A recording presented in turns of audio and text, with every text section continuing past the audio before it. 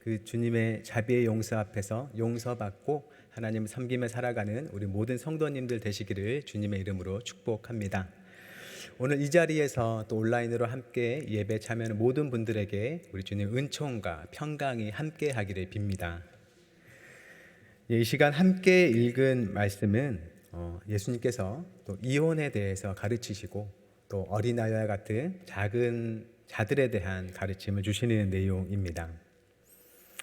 이혼이란 결혼을 전제로 하는 일이겠습니다. 하지만 결혼은 누구나 겪는 일반적인 일은 아니지만 이혼은 결혼을 한 누구나 겪는 그런 일반적인 일은 아니지만 결혼을 한 누구에게도 가능성이 있는 일이라고 할 수 있죠.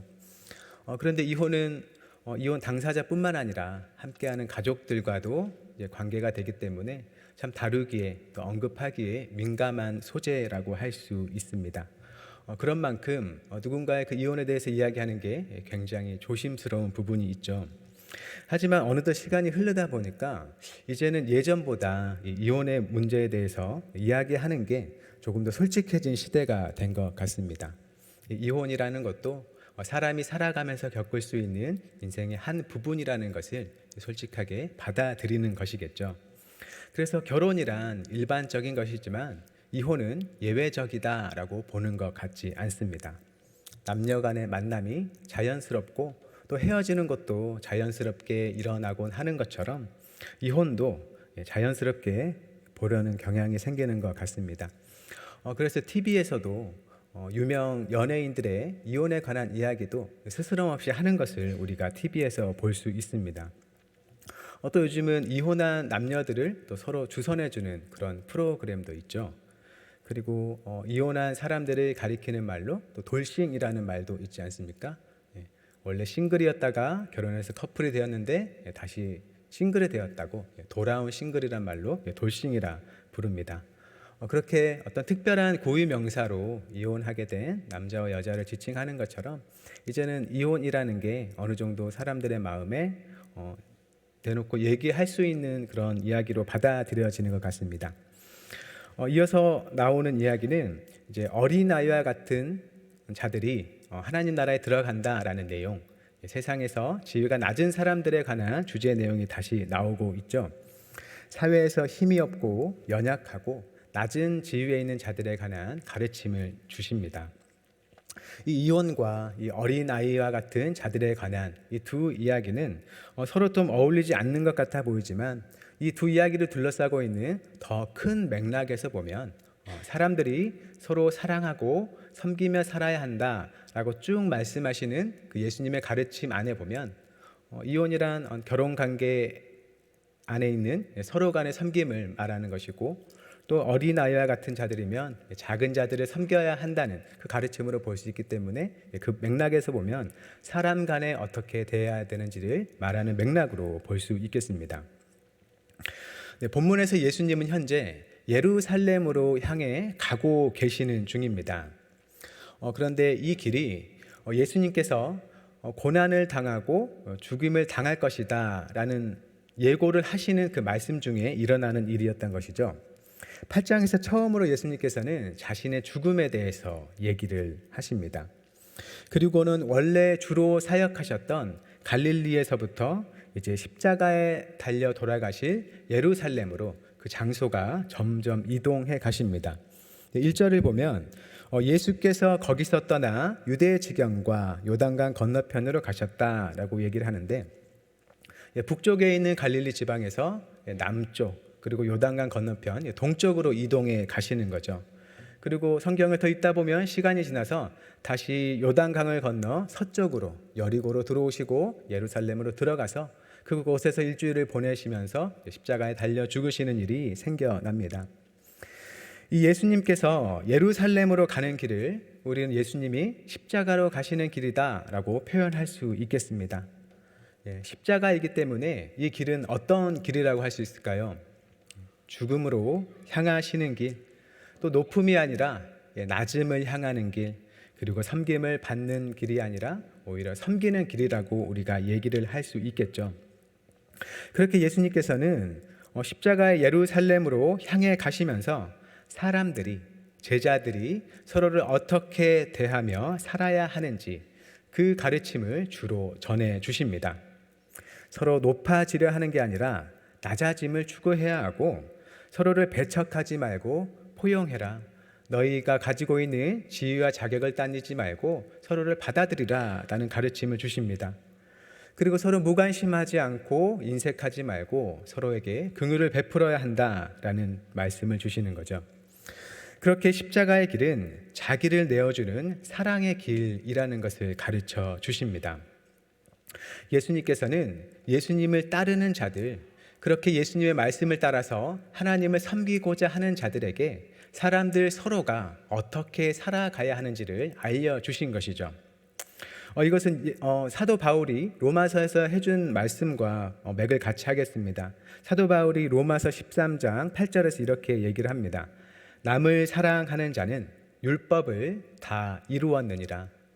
네, 율법을 다 이룬다는 것은 사실 우리가 하나님의 말씀대로 살아감으로써 어쩌면 하나님 앞에 내세울 수 있는 그런 의가 될 수도 있겠습니다. 하나님께서 바라시는 그 삶의 모습이라고 할 수 있겠죠. 이렇게 우리가 하나님을 섬기고 사랑하는 길, 보이지 않는 하나님께서 원하시는 삶을 살아가는 건 바로 우리 사람들 사이에 있다. 너희가 어떻게 살아가는지의 그 모습이 바로 너희가 하나님을 어떻게 사랑하고 섬기는지를 알려준다는 것이죠. 그렇게 예수님께서는 우리가 서로 사랑하는 그 십자가의 길, 십자가의 삶을 삶으로써 하나님을 올바로 섬기고 사랑하고 따를 수 있다는 것을 보여주셨습니다. 그런데 그렇게 계속되는 가르침 속에서도 제자들은 예수님의 말씀을 잘 이해하지 못하고 원래 가지고 있었던 세상적인 가치를 추구하는 모습을 보여줍니다. 8절부터 10장까지의 그 이야기를 간단하게 본다면 예수님께서 변화산에서 영광스럽게 변화된 모습이 있었는데, 그 당시에 산 아래에서는 귀신 들려서 고통받는 사람이 있었습니다. 하지만 그 변화산에 있던 제자들은 예수님의 영광스럽게 변화된 모습을 보고 그저 그곳에 머무르고자 하는 모습을 보여주었죠. 또 예수님께서는 3번에 걸쳐서 예수님께서 곧 죽을 것이다 라고 말씀하셨지만 그 말씀이 전혀 들리지 않았는지 제자들은 그런 말씀을 하신 후에도 서로 누가 크냐며 다투는 모습을 보여주었습니다. 또 자기네처럼 똑같이 예수님을 의지하면서 또 귀신을 쫓아내는 사람들이 자기네와 함께 하지 않는다고 해서 배척하려는 모습을 보여주었습니다. 그렇게 제자들은 예수님께서 십자가로 향하시면서 그 예수님을 따르는 길은 낮아지는 길, 자기를 내어주고 섬기는 길이라는 것을 가르쳐줌에도 계속해서 높아지는 것을 추구하고 자기들의 기준으로 사람을 가볍게 여기는 모습을 보여주었습니다. 여전히 그들 안에 가지고 있는 그 세속적인 욕망에 갇혀서 작고 연약한 이들에 대해서 또 무관심하고 또 무시하고 방관하는 모습을 보여주신 것이죠. 이제 본문 1절에서 그런 예수님께서 장소를 이동하시면서 원래 하시던 대로 무리들을 가르치셨다고 합니다. 그렇게 십자가의 길, 아마 사랑의 길을 가르쳐 주시는 중이겠죠. 그런 사이에 바리새인들로 인해서 예수님의 가르침이 이혼에 관한 주제로 옮겨지게 됩니다. 바리새인들이 예수님께 나와서 이렇게 얘기를 하죠. 사람이 아내를 버리는 것이 옳으니까. 여기서 아내를 버린다는 것은 우리가 이혼이라고 바꿔 불러도 되겠고, 옳으니까 부분은 옳다 옳지 않다보다는 그냥 합법적인 거냐 해도 되는 것이냐라고 우리가 바꿔 생각할 수 있겠습니다. 그런데 바리새인들이 이렇게 예수님께 여쭈는 목적이 바로 예수님을 시험하려고 했다고 성경은 말하고 있죠. 시험하려 했다는 것은 예수님을 곤란하게 하려고 공경에 빠뜨리려는 목적으로 이런 질문을 던졌다는 것입니다. 그런데 이 질문을 보면 사람이 아내를 버리는 것이 옳으니까 라고 글이 돼 있기 때문에 이 말을 표면적으로만 보면 이혼을 해도 되느냐 해서는 안 되느냐를 묻는 것처럼 보입니다. 하지만 실제로 이 의미를 따지자면 이혼하려면 어떤 사유가 있어야 하는지를 묻는 질문으로 조금 바꿔서 생각할 수 있을 것 같습니다. 같은 이야기를 다루는 마태복음을 보면 이렇게 질문을 합니다. 사람이 어떤 이유가 있으면 그 아내를 버리는 것이 옳으니까? 이 부분을 세 번역으로 보면 무엇이든지 이유만 있으면 남편이 아내를 버려도 됩니까? 라고 묻는 것이죠. 그러니까 사람들이 이혼을 해도 되느냐 하면 안 되느냐를 묻는다기보다는 어떤 이유가 있을 때 이혼을 해도 되느냐라고 묻는 것이죠. 예수님께서는 마태복음의 산상수훈에서 간음에 대해서는 이혼을 허용하는 식의 말씀을 주셨습니다. 사람이 음행한 연고로 죄송합니다. 제가 기억이 안 나서 음행한 연고로 아내를 버리는 것 외에는 그 외에 헤어지는 것은 간음한 것이다라는 말씀을 하신 것처럼 이 간음에 대해서는 또 예수님뿐만 아니라 많은 사람들이 공통적으로 인정했던 견해로 보입니다. 그래서 뒤에 나오는 9절에서 하나님이 짝지어 주신 것을 사람이 나누지 못할지니라 라는 이 말씀은 이혼이 절대적으로 불가하다라는 의미는 아닐 것으로 우리가 볼 수 있을 것 같습니다. 그렇다면 여기서 바리새인들은 예수님을 시험에 빠지게 하려는 목적으로 이런 질문을 했다고 하는데 어떻게 하면 어떤 대답을 하시면 예수님이 곤란에 빠지는 걸까요? 이 당시에 바리새파 안에서도 이혼 사유에 대한 견해가 크게 두 가지로 나뉘었다고 합니다. 하나는 오직 간음만을 이혼 사유로 인정하는 학파가 있었고, 다른 경우에는 간음 외에 더 많은 사유들도 이혼 사유로 좀 자유롭게 인정하는 파가 있었다는 것이죠. 그런데 이 상황에서 예수님께서 간음만이 이유 사유가 된다고 만약에 대답하신다면 그것은 그 당시에 문제가 되었던 세례 요한이 헤롯 안티파스의 그 이혼과 결혼 문제에 언급해서 죽게 된 일과 결부될 수 있다는 것이죠. 헤롯 안티파스는 특별한 이유가 없이 자신의 아내와 결혼하고 헤로디아와 재혼을 하게 되었습니다. 세례 요한은 이 문제에 대해서 지적하다가 결국 헤로디아의 요청에 의해서 목이 잘려 죽게 되는 일을 겪는 것이죠. 만약 이때 예수님이 그저 간음만이 이혼의 사유가 된다고 하면 그 이유가 아닌 특별한 이유가 없이 이혼을 하게 된 헤롯에 대한 비판이 될 수 있고, 이것은 예수님을 헤로디아의 또 다른 표적으로 만들고 또 위험에 빠지게도 할 수 있는 대답이 될 것입니다. 그런데 당시에는 이 간음을 이혼 사유로 여겼는데 또 간음만큼 또 무거운 죄로서 또 이것도 이혼 사유가 된다라고 여기는 부분이 이혼 사유들이 있었다고 합니다. 하나는 학대하고 폭력을 행하는 것, 잔인하게 대하는 것도 이혼 사유가 될 수 있었고, 또 아내를 굉장히 수치스럽게 하는 경우에도 또 아내가 또 이혼을 요구하는 경우도 있었다고 합니다. 또는 또 출애굽기의 말씀을 살펴보면 생계에 필요한 음식이나 의복을 제공해 주지 않는 것, 또 부부관계를 끊는 것, 살 곳을 마련해 주지 않는 것과 같이 아내에게 마땅히 생존에 필요한 것을 공급해 주지 않는다면 그것도 이혼을 할 수 있는 사유가 된다는 것이죠. 이러한 사항들은 어떤 사람의 생존에 직결되는 것일 수 있는 만큼 헤어질 만한 또 이유로 봤었다고 합니다. 그런데 간음만을 이혼 사유로 받아들이는 게 아니라 그 외에 더 다양한 것들을 이혼 사유로 자유롭게 받아들이는 경우가 있다고 했죠.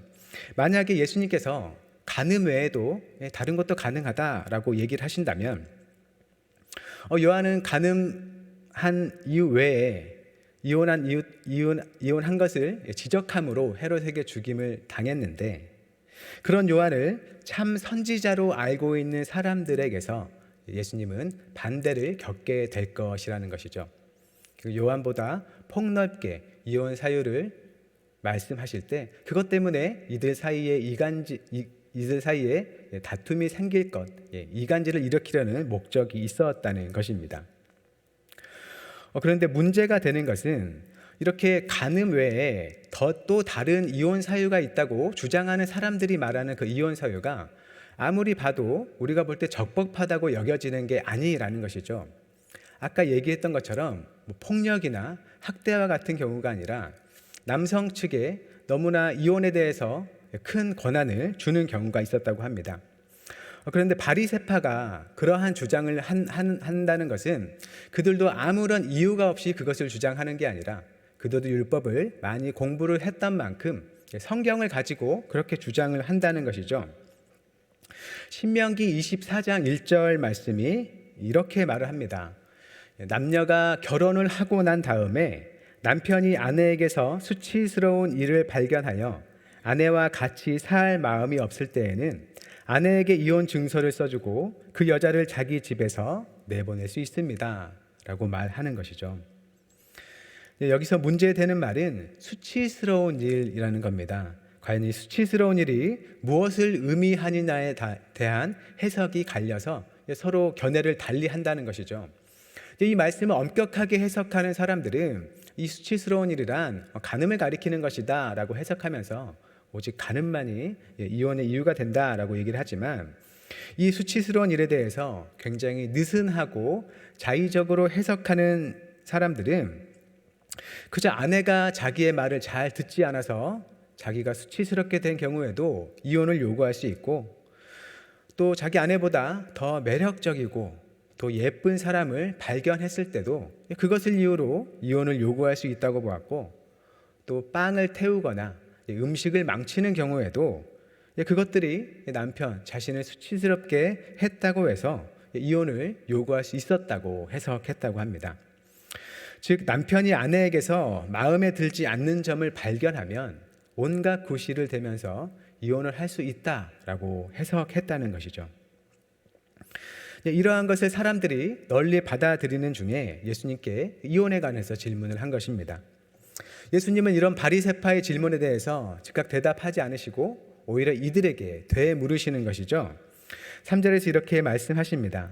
모세가 어떻게 너희에게 명하였느냐. 그러자 바리새인들은 이렇게 대답을 하죠. 모세는 이혼 증서를 써주어 버리기를 허락하였나이다. 네. 유대인들, 특히 바리새인들에게는 모세는 가장 높은 권위를 가지고 있을 겁니다. 그들에게 하나님의 말씀을 전하고 가르쳐준 위대한 선지자이기 때문이죠. 그렇게 모세가 전한 신명기의 말씀을 인용해서 모세는 이혼 증서를 써주어서 이혼해도 된다고 하였습니다 라고 얘기했다는 것이죠. 여기서 바리새인의 태도를 어떤 모습이라 볼 수 있을까요? 이들은 이혼의 그 전제가 되는 이 이혼을 할 수 있는 조건이라고 할 수 있는 그 결혼에는 관심이 없고, 이 이혼의 행위에 대해서 이것이 어디까지가 죄가 되고 어떻게 하면 죄가 되지 않을지에 그 경계선을 찾기에 관심이 있는 모습을 보여주고 있습니다. 어떤 일에 대해서 하나님의 선한 뜻을 찾고 발견해서 그것을 쫓아 살아가려고 하기보다는 죄가 되지 않는 최대한의 지점을 찾아서 거기까지는 마음 놓고 행해보고자 하는 그런 모습을 보여주고 있는 것이죠. 그래서 예수님께서 이 모세가 가르쳐준 이혼 증서를 주고 내어버리라 라고 했던 것에 대해서 이혼이 하나님의 뜻이기 때문이 아니라 사람의 완악함 때문에 그렇게 할 수 있도록 허락하였다라고 말씀을 하십니다. 이 이혼 증서를 써서 내보내주는 것을 통해서 사람들이 이혼을 쉽게 간편하게 하지 못하고 그런 과정을 거침으로써 이혼에 대해서 한 번쯤은 더 생각해 보게 하려는 목적이 있었다는 것이죠. 신명기 24장 4절에 의하면 이제 남자가 이혼 증서를 써주고 아내를 내어보낸 후에 나중에 다시 아내로 맞이할 수는 없습니다. 그만큼 한번 이혼에 대해서 결정하려면 많은 수고를 해야 한다는 것이죠. 그리고 이렇게 이혼 증서를 써주는 이유는 당시에 비교적 약자의 처지에 있는 여성이 보호를 받게 하려는 목적으로 그렇게 하라고 했던 것입니다. 이혼 증서를 가지고서 자기는 혼인을 했지만 간음을 행하는 것이 아니라 합법적으로 이혼을 했으니 새로운 사람을 만나서 또 새로운 가정을 꾸리고 그렇게 살아갈 생계를 보장하려는 이유가 있었던 것이죠. 이제 이에 대해서 예수님께서 대답을 하십니다. 하지만 예수님께서는 이 이혼을 단지 이혼이라는 개별적인 일로 보지 않으시고 이혼에 선행되는 남녀 간의 결혼, 남녀 간의 하나됨의 문제로 접근을 하십니다. 본문 6절부터 9절까지 말씀, 우리 화면을 보고 함께 읽어보겠습니다. 시작. 창조 때로부터 사람을 남자와 여자로 지으셨으니 이러므로 사람이 그 부모를 떠나서 그 둘이 한 몸이 될지니라. 이러한즉 이제 둘이 아니요 한 몸이니 그러므로 하나님이 짝지어 주신 것을 사람이 나누지 못할지니라 하시더라. 아멘. 네. 결혼 관계는 어떤 건가요? 남녀가 만나서 새로운 가정을 이루게 되는 인간 사회의 기초이자 기본 단위라고 할 수 있습니다. 성경의 표현으로는 이 결혼은 둘이 한 몸을 이루어서 하나가 되는 것이죠. 그런데 이혼이란 어떤 것인가요? 바로 그 둘이 모여서 한 몸이 된 그 하나됨을 깨뜨리는 것입니다. 즉 하나님께서 둘이 만나서 한 몸이 되도록 하셨는데 그것을 깨뜨림으로써 하나님께서 바라시는 바를 깨뜨리는 것이죠. 그래서 이혼은 하나님께서 바라시는 바가 아니다라고 우리는 기본적으로 생각할 수 있습니다. 방금 말씀을 보니 하나님께서는 창조 때 사람을 남자와 여자로 만드셨다고 하죠. 우리가 창세기를 보면 알 수 있듯이 하나님께서는 먼저 한 사람을 만드셨는데 그 사람의 갈비뼈로 다른 한 사람을 또 만드셔서 이들을 각각 남자와 여자로 부르셨습니다. 그렇게 원래 온전한 한 몸이었던 사람이 불완전하게 둘로 나뉘어졌기 때문에 둘이 합해서 온전한 한 몸이 될 수 있게 된 것이죠. 그래서 이 결혼이란 불완전한 두 사람을 한 몸이 되는 그런 신비한 삶으로 이끌어 주기 때문에 이 결혼은 우리가 하나님의 선물이다라고 부를 수 있겠습니다. 지금 예수님께서 제자들을 향해 서로 낮아지고 섬기도록 가르치는 그 맥락에서 본다면 이 결혼이란 서로 섬기며 살아야 하는 사람들 서로 간에 가장 깊은 관계를 이루어주는 일이라고 할 수 있습니다. 우리가 어떤 친구랑 아무리 친하게 지낸다고 해도 그 친구와 나는 기본적으로 너와 나의 관계를 이룹니다. 우리는 한 몸을 이루지 못하게 되는 거죠. 나에게 어떤 큰 문제가 생겨도 그 친구가 사실 책임져 주지는 않습니다. 하지만 서로 결혼해서 결합해서 한 몸이 된 부부 서로가는 어떤가요? 한쪽 배우자에게 생긴 문제를 함께 책임을 져야 합니다. 법적으로도 그것을 규정해 놓은 것이죠. 그래서 부부가 된다는 것은 똑같은 혈연이 아닌 친구 관계와 다르게 똑같이 혈연이 아니지만 너와 나의 관계를 넘어서 너가 내가 되고 내가 너가 되는 그런 관계로 발전시키는 신비한 결합이라고 할 수 있습니다. 하나님께서도 그렇게 정하셨지만 우리가 살아가는 인류 사회들도 그렇게 보고 있는 것이죠.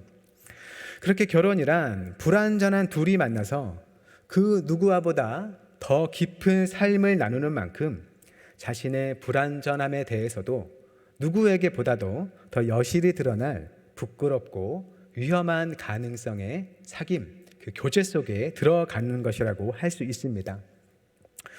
그러한 결혼이 우리를 어떻게 이끌어갈까요? 우리가 아무리 행복하고 사랑하고 섬김에 살아가고자 하더라도 그런 오랫동안 함께하는 그런 혼인 생활을 통해서 우리는 부족한 자신을 발견하게 됩니다.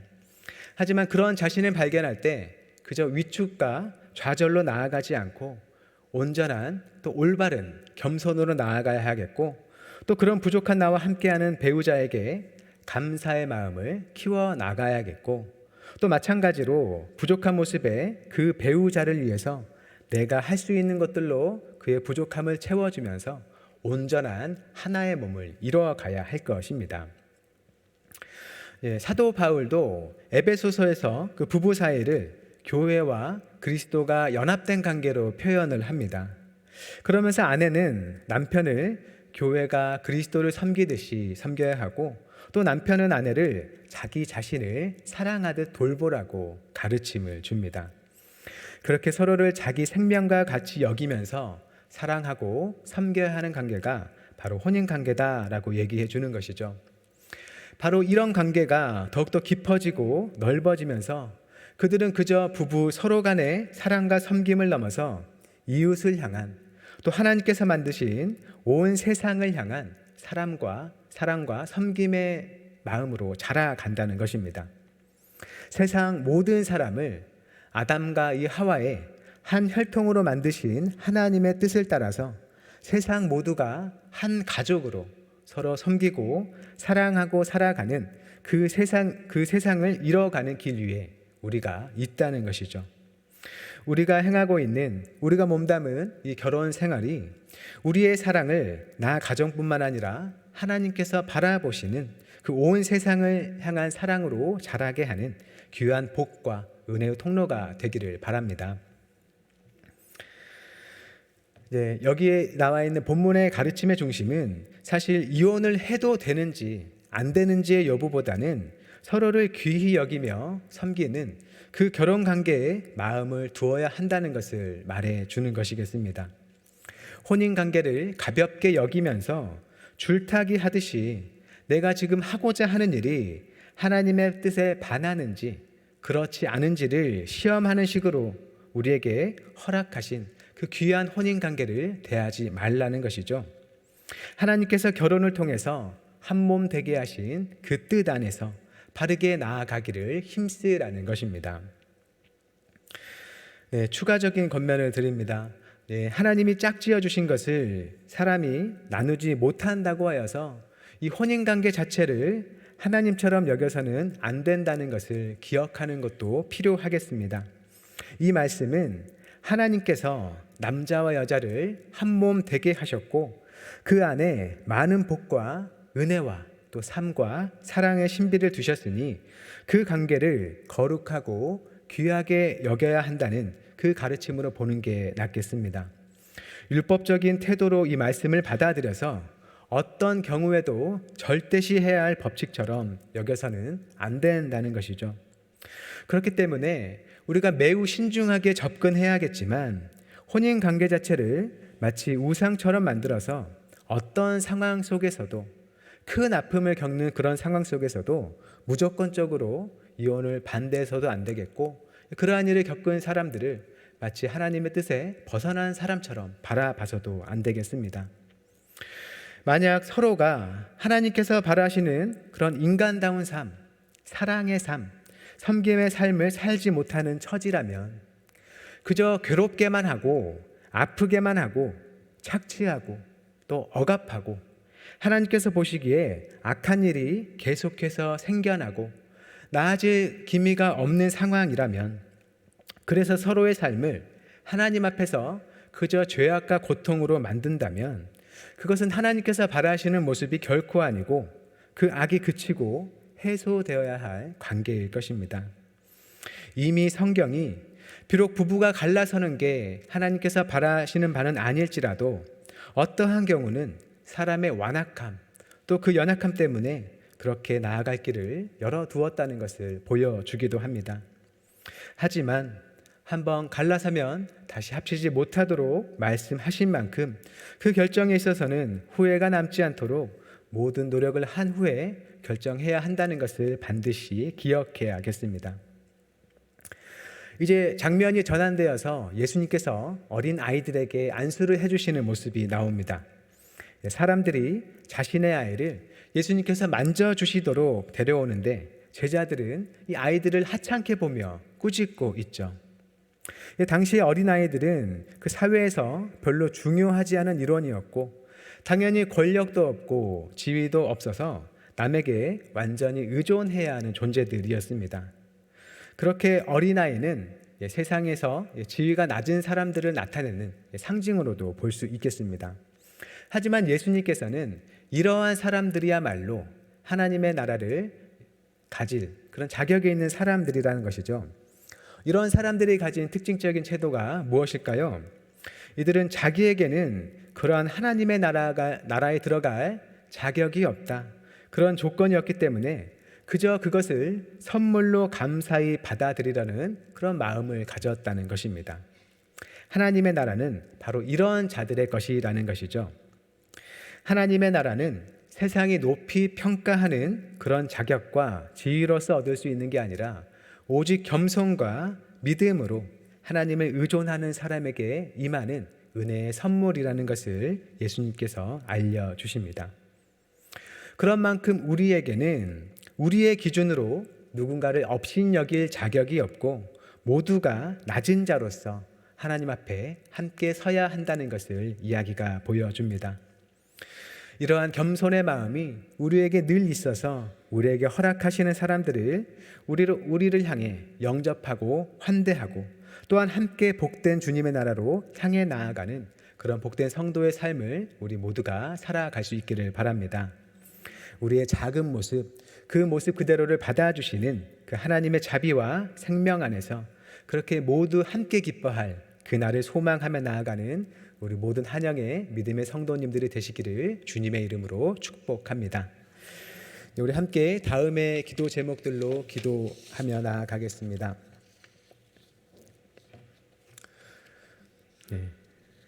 서로 다른 이들의 하나됨을 경험하게 하시는 주님께서 허락하신 그 결혼을 귀하게 여기고 그 안에서 진실한 사랑과 하나님 섬김을 잘 키워나가게 하소서. 작은 자를 귀하게 여기는 주님의 마음을 배우며 우리도 주님 따라 낮은 곳으로 섬기는 곳으로 행하며 주님의 뜻을 이 땅에 이루게 하소서. 항존직 선거를 통해서 부름받는 직분자들에게 새 힘을 주시고 이들이 하나님과 교회와 세상을 위해 헌신하며 주님 뜻을 따라 행하며 살게 하소서. 우리에게 남은 한 해를 주님 안에서 감사함으로 잘 마무리하고 다가오는 새로운 해를 믿음과 기대와 소망으로 잘 준비하게 하소서. 이 기도 제목들로 함께 마음을 합해 기도하겠습니다.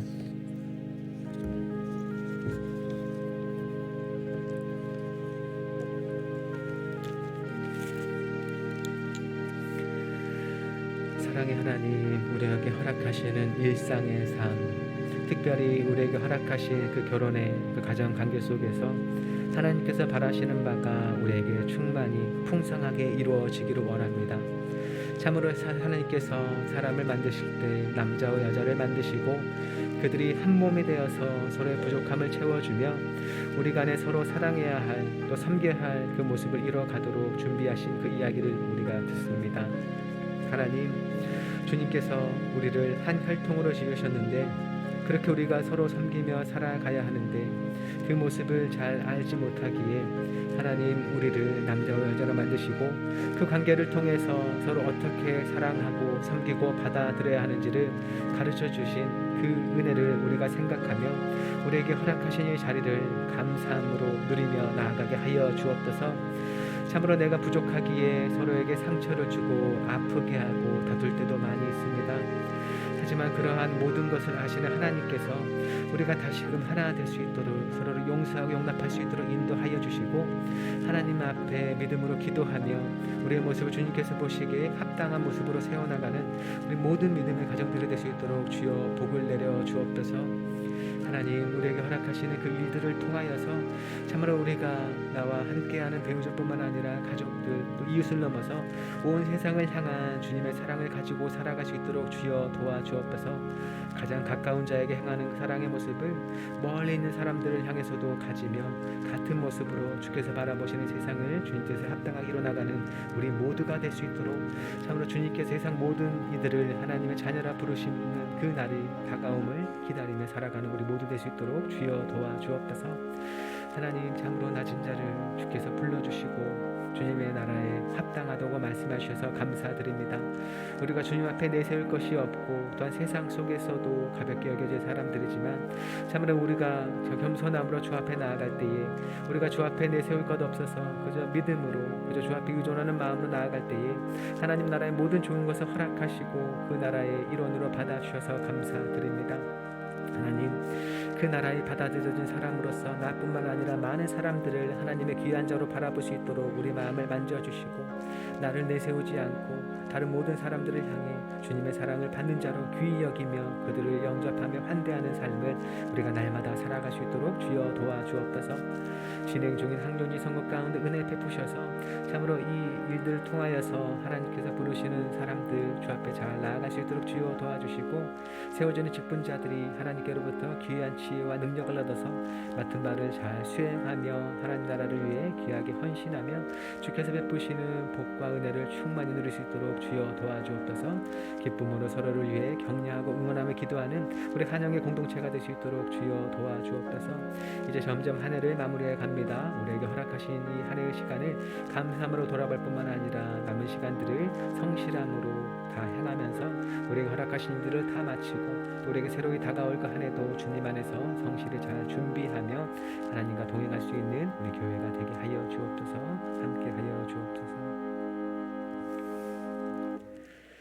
사랑의 하나님, 예수님께서 십자가로 향하시는 길을 가시며 말씀하신 우리가 자신을 낮추며 서로를 섬기고 사랑해야 한다는 가르침을 듣습니다.